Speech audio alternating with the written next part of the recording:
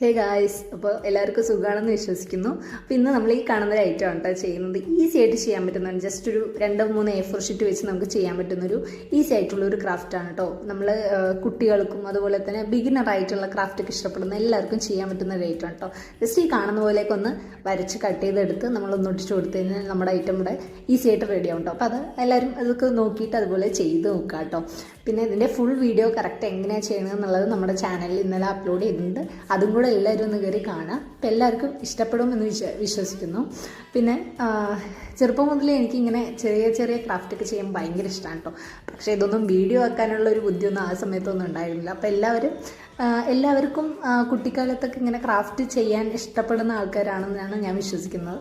അതേപോലെ ഇഷ്ടപ്പെടുന്ന എല്ലാവർക്കും ചെയ്യാൻ പറ്റുന്ന ഈസി ആയിട്ടുള്ളൊരു ക്രാഫ്റ്റാണ്. അപ്പോൾ എല്ലാവരും ഒന്ന് ചെയ്ത് നോക്കാം.